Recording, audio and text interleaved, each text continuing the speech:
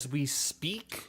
You're zooming out. Yeah, that's the sound of it zooming out into the ether. I should probably tweet about this. Actually, I should probably make a little tweet ski.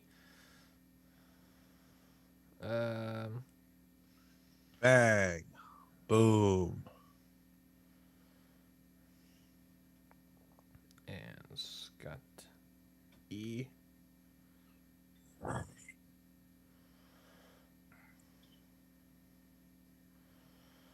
Twitch.tv/count out.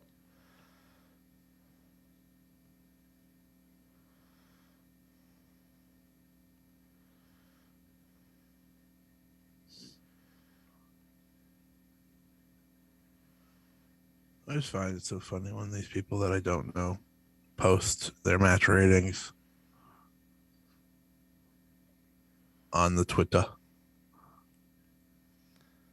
for every match they watch. Oh yeah. Okay. We are streaming. We're officially streaming. I'm tweeting. That means I can retweet. Nice. That's what I was waiting for. All right. I'm yours. Ooh, some Jason Mraz. My mom, my mother, I love very much. She was actually listening to, I think, the podcast like 2 weeks ago. She's actually listened to the podcast before. Oh no. She texted me out of the blue and gave me notes. I was like, oh, thank you. Oh good. That could be a good thing and a bad thing, but now I'm worried. But she Sorry, Ryan's mom, for whatever I said. That's fine. It was just like audio notes. She was like, she was like, you're a little bit louder than Scotty, and I was like, okay, I can adjust that. Okay. So she Is it better if I'm like this? So I'm gonna ruin my security questions here. My mother's maiden name is Mroz, Mroz. It's Polish for snow, I think it is. Whatever it is. So that maiden name is Mroz. So my mom, she's not convinced, but she likes the theory that just based on their last name and coming to Ellis Island has a history of, just hearing a name and just changing it to whatever. My mom wonders if at any point people in the Mroz family tree went over to Ellis Island, they mispronounced it incorrectly, and the person wrote Mraz, M-R-A-Z, instead. I like the belief there. That's actually incredible. It's plausible. I don't know if it's realistic, but it's certainly plausible, I think. If it's true, then you might want to get on that. Yeah, well, I have to get on it because I got money waiting for me, Jason. All right, you ready to record this bad boy? I've been ready. Okay, perfect.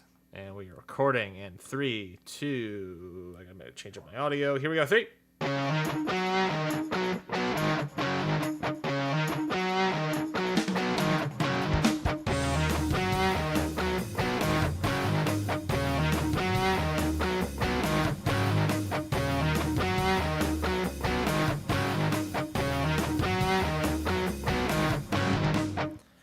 Hello, everybody, to Ring Post Radio, episode 5. Welcome, everybody. Welcome to the Sunday morning recording. I think we've settled on finally what kind of days we're going to recording our recording schedule here. I'm very excited. I'm Ryan Neitzey, and with me, as always, is Scotty Edwards. Scotty, welcome to their Sunday morning. This is church for wrestling fans, I guess, in a way.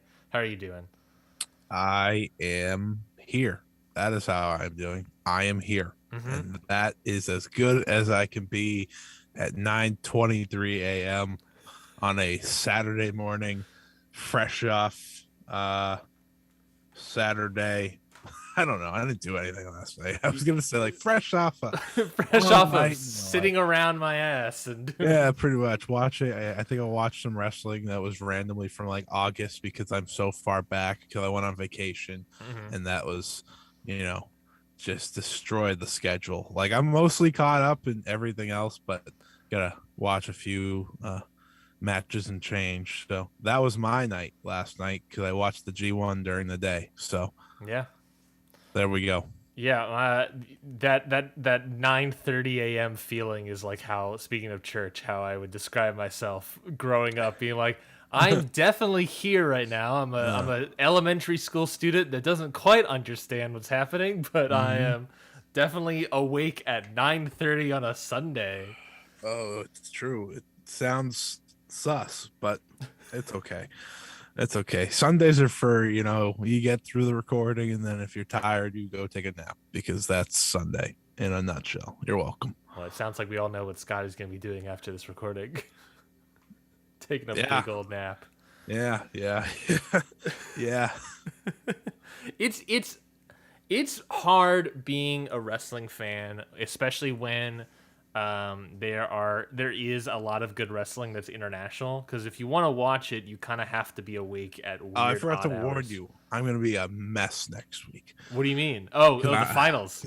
I'm going to watch the Stardom finals live on Saturday, and that is absolutely going to affect me for the next 24 to 48 hours. I can't wait. So when I, scrape myself up and get on the show next week, don't expect the best version of me. Just expect the version of me that is far lesser than the one you see here. I love it. If you get anything more, congratulations. I love it.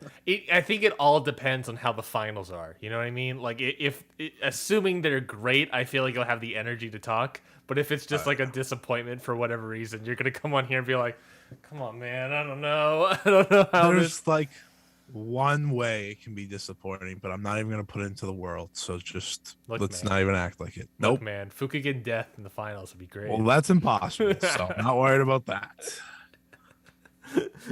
That would be now. But if COVID takes out everybody, then Fukigen death in the finals is the best. If COVID takes out everybody, then we're gonna have a serious problem, and then I'm gonna be way more upset than you could even imagine. That's fair. There'd be bigger fish to fry, certainly. Well then, I got it's early morning Sunday. Gotta record today. Excited to talk about wrestling every week. We talk about wrestling here. I'm very excited to talk about it again. I got some news bits for you, Scotty. So want to get your quick thoughts on all these things. Last Monday Night Raw, as was announced earlier in the day, Big E Langston, last name pending, I guess. Big E Langston tweeted out that he was going to cash in his Money in the Bank briefcase, and he did just that. Following Bobby Lashley versus Randy Orton's match, that title defense there. A lot of leg work on Bobby Lashley. Then they have the match. Big E cashes in, and he wins the WWE Championship for the very first time ever. The show itself didn't pop a huge rating, but that segment popped a huge ass rating for the entire show. Kept it afloat. The rating idea worked against Monday Night Football. Scotty, thoughts on Big E Langston winning the WWE Championship? Well, I'm only going to call him Big E because I have to write about it. And if I start writing Big E Langston, there's going to be a problem. Mr. Langston, he said. I always created a heel character for him, and it was just Langston. It wasn't, he got rid of the Big E instead. Anyways, that's not what we're talking about. Mm-hmm. Big E becoming WWE champion is one of those great moments that WWE still can produce for fans. I think we get all caught up in a lot of the way they change things, and the releases and this is an endless list of bad things that they do, so I'm gonna stop. But it can easily turn into just that. Yeah, but what they can do is they can give you these incredible moments for these incredible wrestlers that have long deserved moments like this. I think we can all agree that Big E deserved this moment for years now. It's not a matter of, oh, he finally earned it, he finally should be there. No, he should have been there for the past 5 years. But the fact that he got there at all is why we, as a fan, we can just appreciate that. And there's few people I've seen win a world title and get the amount of praise from everyone in the business, whether it was from AEW, WWE, Ring of Honor, Impact. The praise was everywhere. I couldn't believe how many people were so happy. Oh, I could believe it because I think it's very well known how much Big E means to a lot of people as just a overall human being. And my favorite part was, the wrestlers in WWE who, are typically heels or even have feuded with Big E. They were so happy for him. Becky Lynch, Bailey, and Sami Zayn was a really funny one because they feuded over the title literally about a year ago. So I just thought it was such a great moment. I could have been there, but I was not changing my entire day to get to Monday Night Raw for 5 minutes. I love Big E. Big E is one of my favorites, but I was just like, not happening. It's just not going to happen. No, I can't force myself to Raw right now. But when it gets down to it, huge moment, deserving, and now he gets his chance to lead a brand, and it's likely going to be Raw. So good luck to him, but he can do a lot of good things as champ. Yeah, definitely a well-deserved moment for Big E, a guy that's, like you said, deserved this title win years ago, and a little late, but we got there, I guess, eventually. So definitely well-deserved.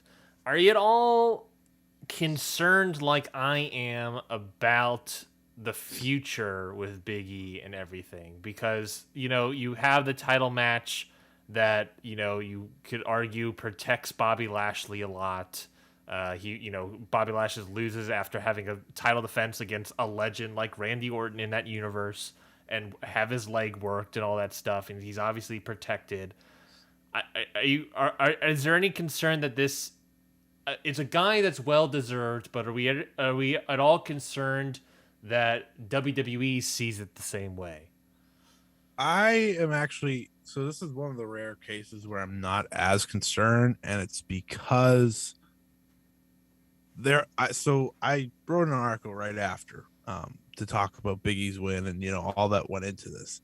And for a lot of people, they were posting or showing the video when Kofi, walked out of the medical room and said, "Listen, Big E, this is your time to become a single star." And to me, that was WWE saying that. They said, "It's time to run with you."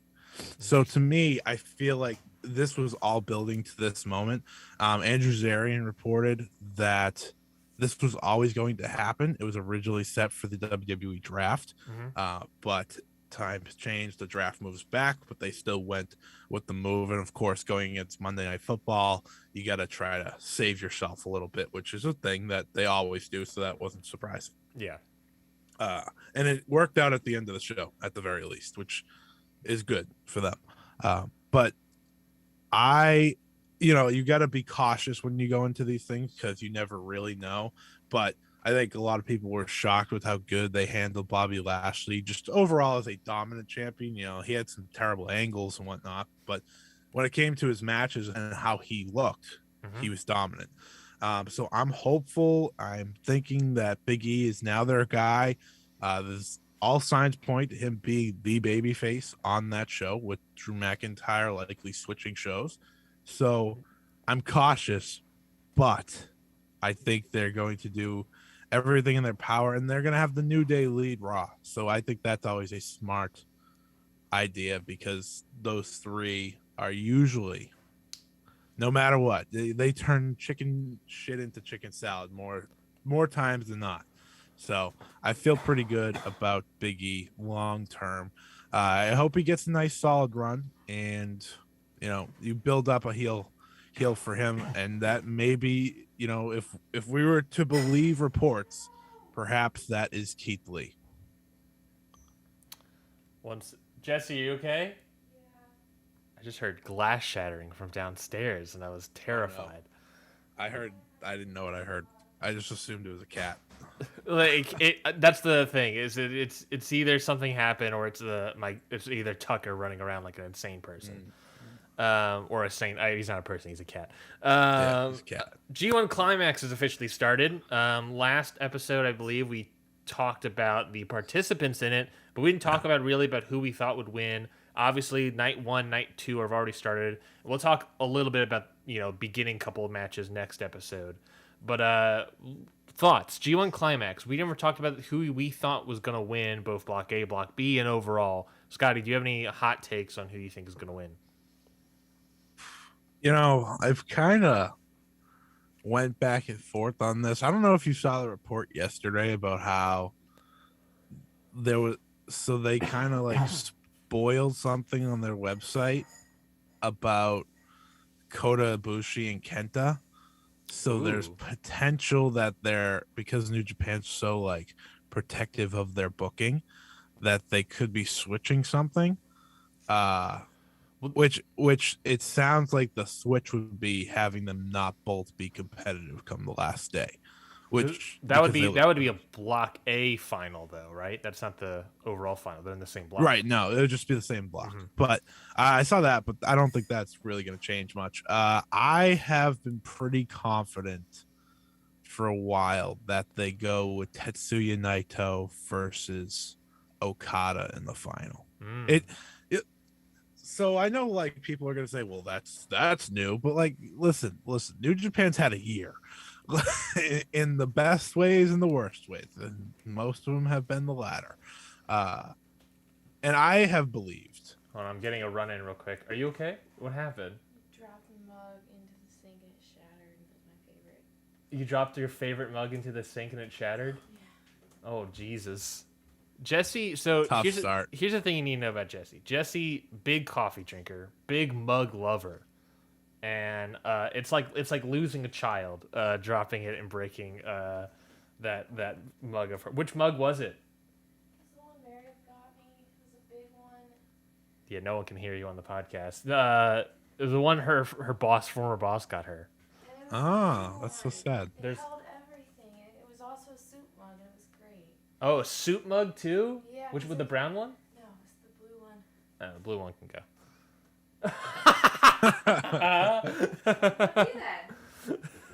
Don't take my donuts.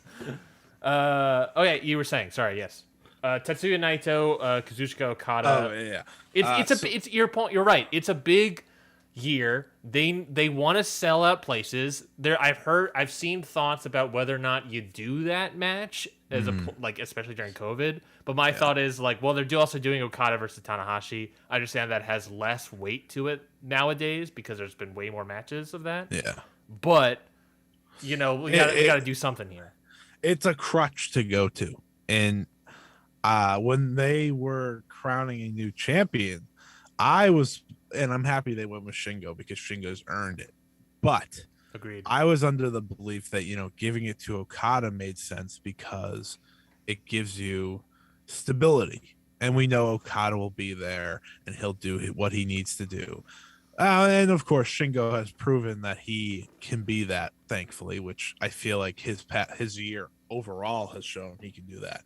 But I feel like you do Naito versus Okada. You have the potential of a Shingo versus Naito Wrestle Kingdom final, Wrestle Kingdom main event, which is pretty big because that's, LIJ main eventing, or as one website said, LIJ de Japón.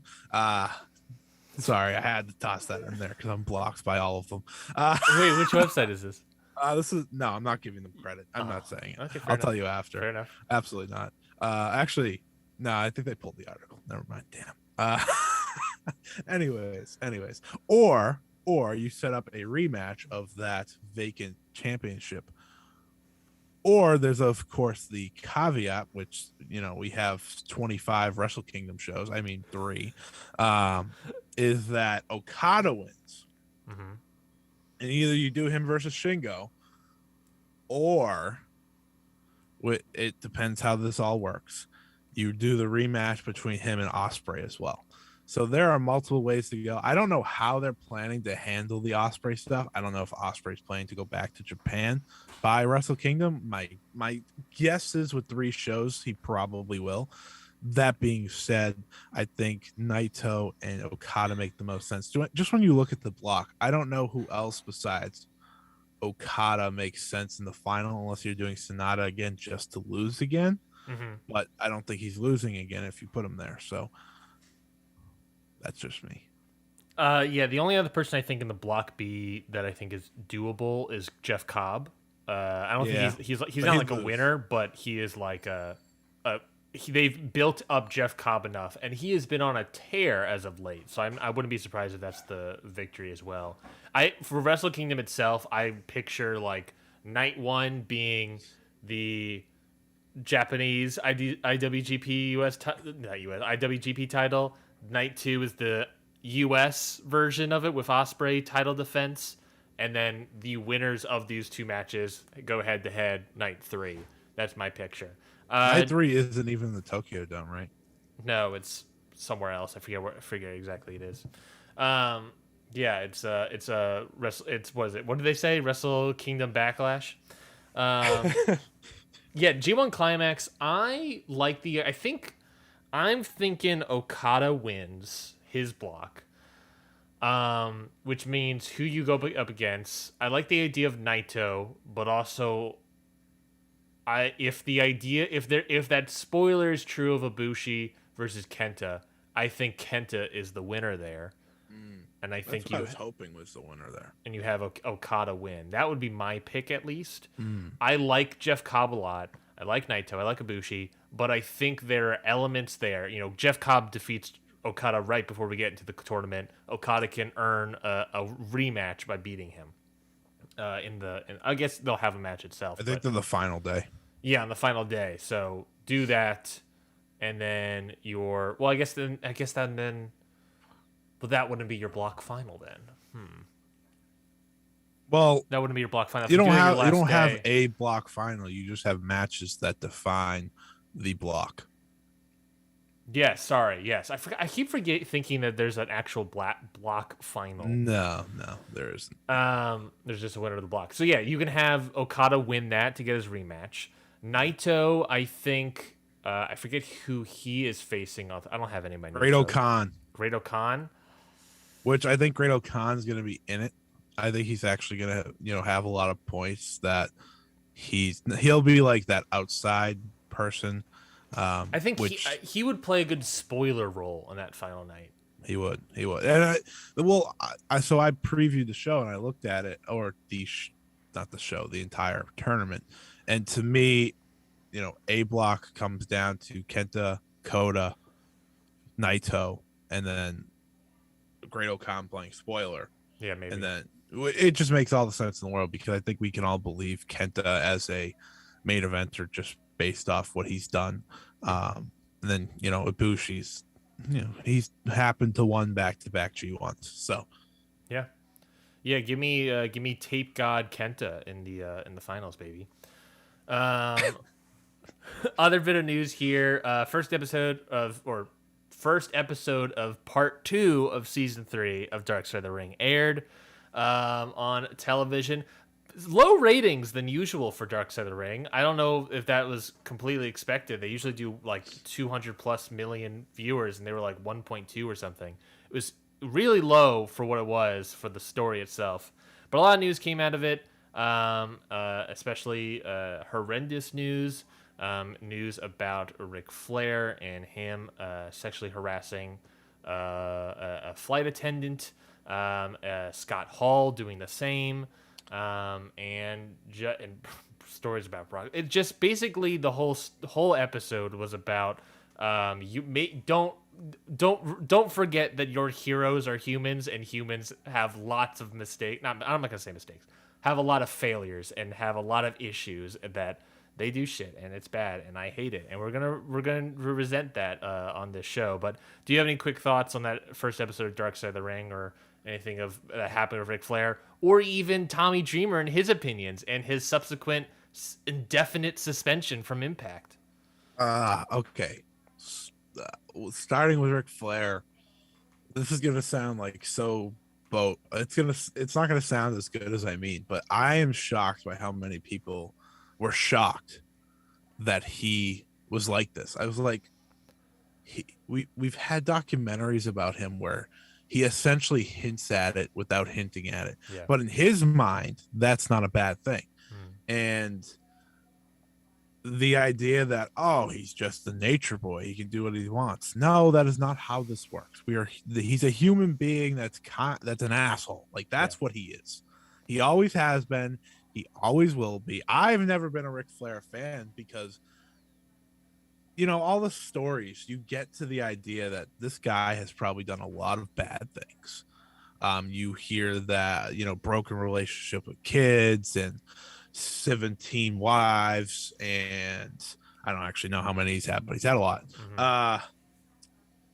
To me, the actions by him are disgusting, and I do feel bad for the fans that look at him as this pro wrestling hero, because for a lot of people, whether it be wrestlers or just fans, he to them is the greatest of all time, so they have this sort of feeling about him. So I feel bad for them, but at the same time, if you're going to continue to defend who he is in these actions, then I don't feel bad for you at all, because then you are part of the problem, much like Tommy Dreamer.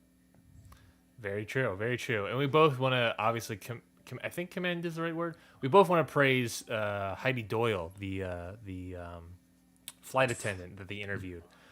Extremely brave woman, and we 100% want to praise her on that for her story, because that was extremely important to tell. Extremely important. And I tweeted out that, especially with, I don't know if Dark Side of the Ring will ever cover it, but because I don't know how you would even do it, because a lot of it was online.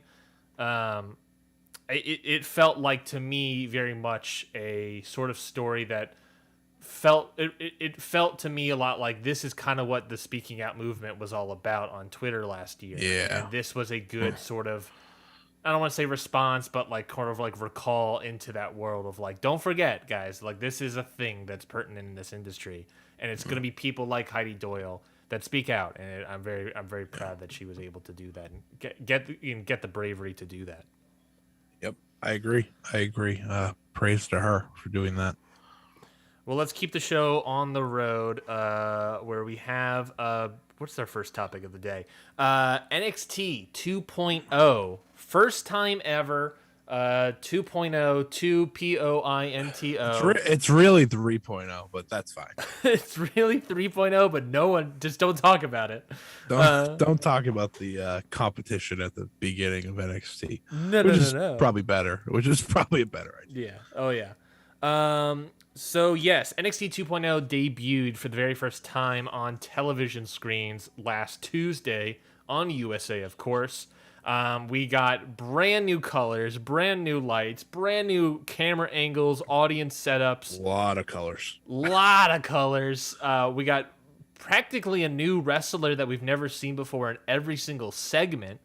I got a lot of good things to say and a lot of like not so good things. Well, let's start with the good things. Let's get the praise out of the way. What do you think of the show itself? I think the presentation. Okay, so first of all, the colors are ridiculous, but that's whatever. We already knew about the colors. We were already prepared for that. They let the logo out. But when it comes to like the way they renovated the arena, and the overall presentation, I actually thought that was really good. I thought it gave a good new fresh feel. I thought the way they include the fans in like this roundabout way, so that it's almost like a Coliseum type feel, in a sense that you just have that I liked that a lot. And instantly when you went in, you were like, oh, this is cool. I think the stage looks great. I like the circle with the screens on the side, because it's unique for a WWE stage. And when it comes to presentation, I thought for that it looked good. The colors are it's a lot they're throwing at you. It's a lot, but I liked the overall presentation.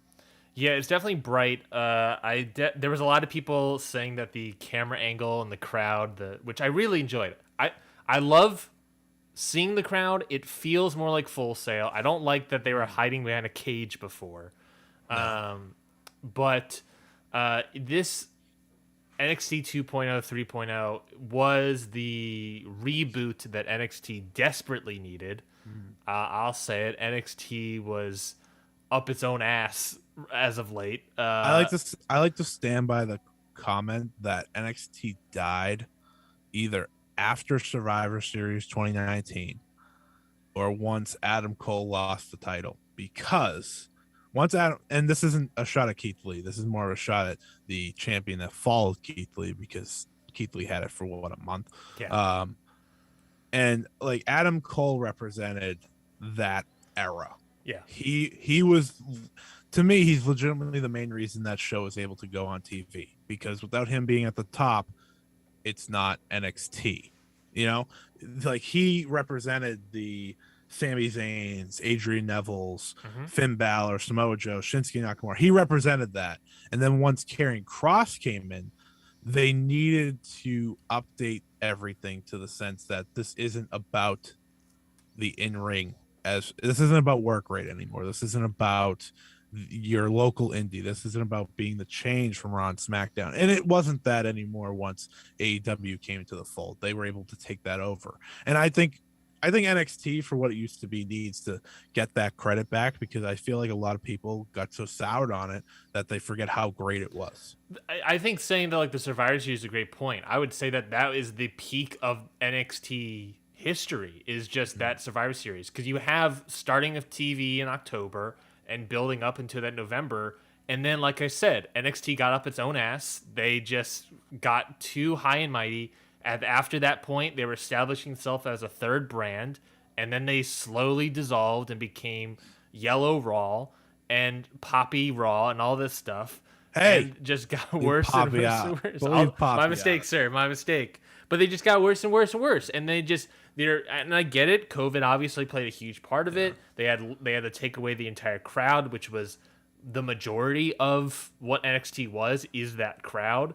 But then you get more and more of the crowd back, and they're still behind cages. I want to see them. I want to see the babies. I want to see them pop out. I want to see them on my screen. I don't know if I necessarily like the camera angle too much, because the camera angle, it's different. It's different. It's very similar to SmackDown in 2016. This camera angle, with the crane shot that's happening. Yeah.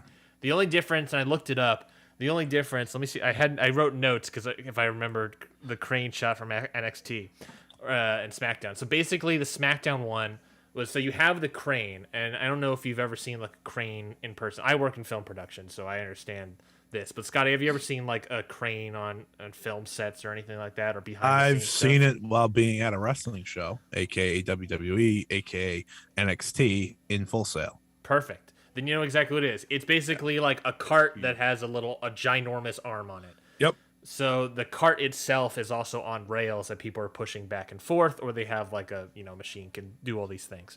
So I noticed that between SmackDown 2016 and NXT 2.0, that the NXT crane itself was closer to the ring. Yes. Where it probably has to do with the arena.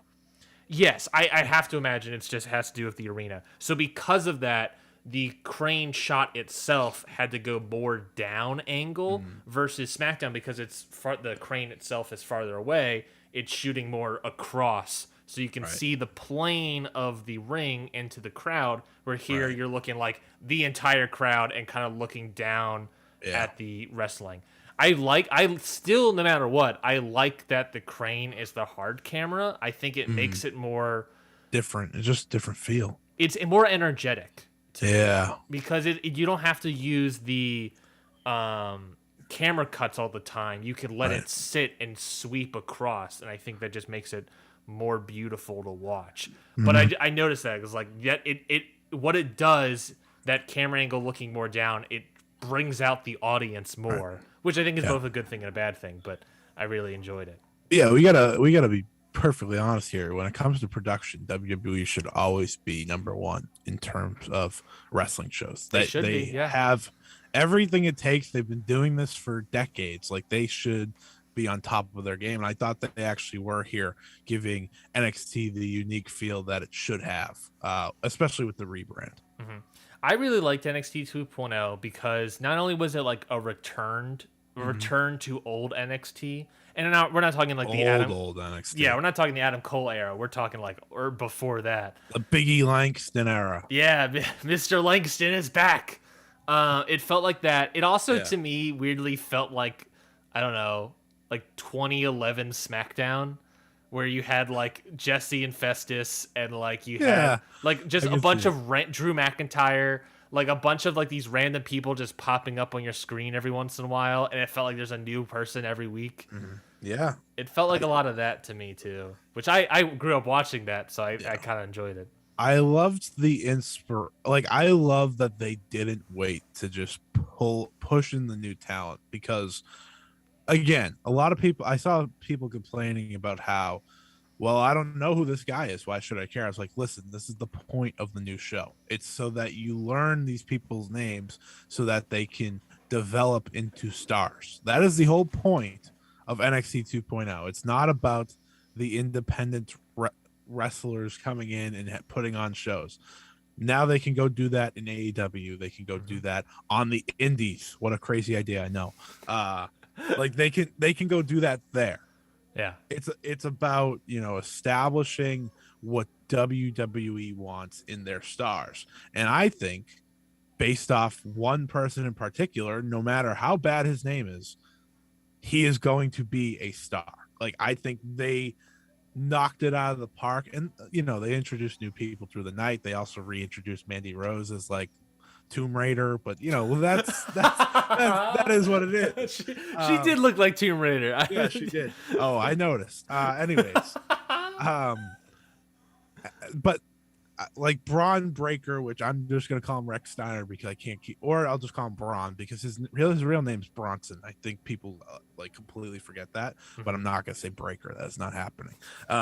Breaker is such a bad last name. It is. But he is the establishment.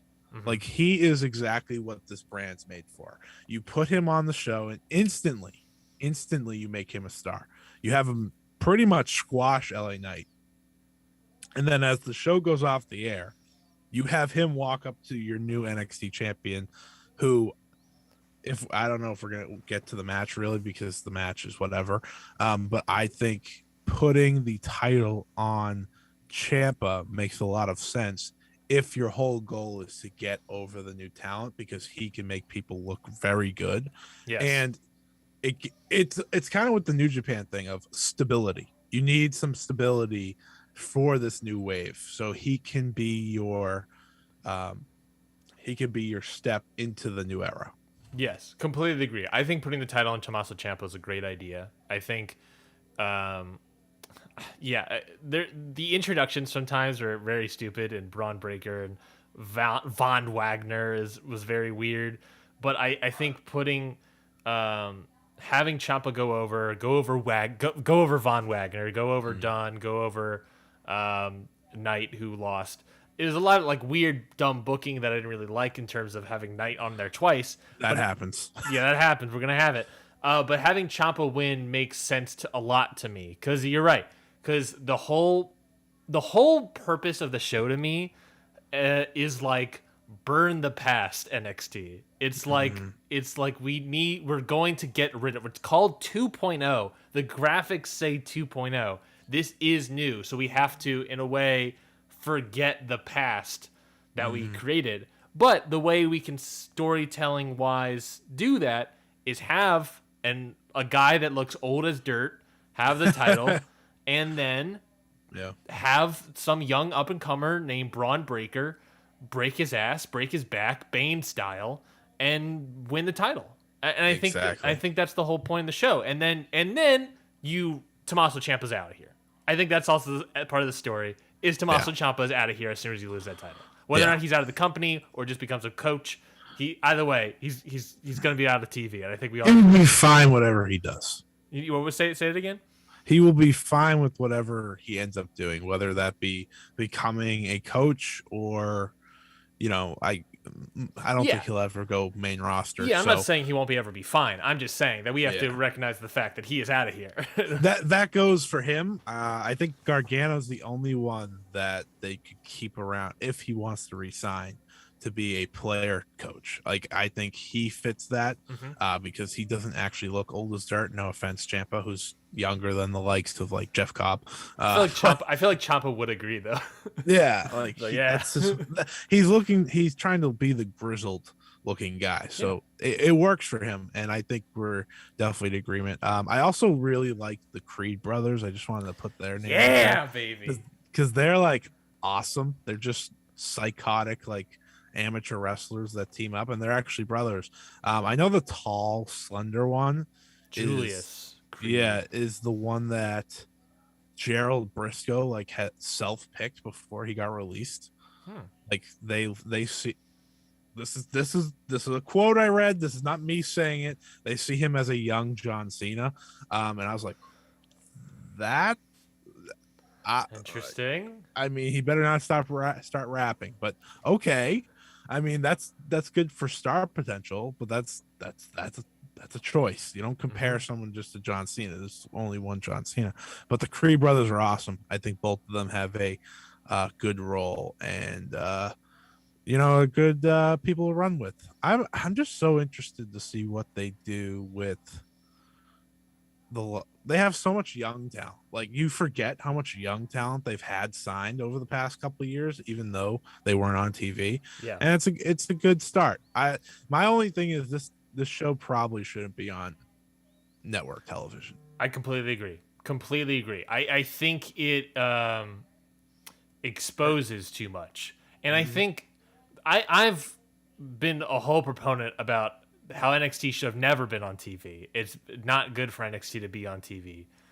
We all saw what happened when it was on TV for too long, is that it just got insane because it was the same reason why it was bad for them to start touring, is that they needed stars to sell tickets, to call in ratings and all this stuff.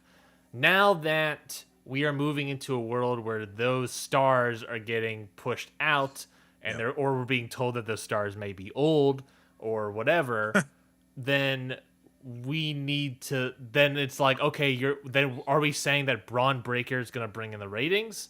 We'll have to see how that turns out. Obviously, we'll have to look at the ratings and see how that turns out. But I cannot imagine that the show is going to get better ratings. I cannot imagine it stays on TV, that USA would want that to stay on TV. Everyone will make the money, and obviously money is king here. But I would rather see it on Peacock. I think it would serve better at Peacock. I think that those 500,000 people who probably already have Peacock, but whoever else could then sign up to see the show and get some more subscriptions that Peacock desperately needs. Right. I think it just makes sense to be a Peacock exclusive. They get live content. The people that you're trying to grow into superstars don't have to worry about messing up on television, which is something I think, yeah, sure, you want them to learn the hard way, but there's a certain old crotchety man that if he sees one thing, your career might be over. So I think it's better you put them back on Peacock whenever the contract runs up, because of course that's how this works, which is probably soon, because we've seen things of USA Network being like, well, this isn't what we asked for, and which is still NBC and Peacock, which is a very interesting little thing. But you sell them to Peacock, it's an easy deal. Yeah, that's the problem with NXT, is that we have no idea what their contract was. They never announced it. They just said that, oh, we got a show now, and we have no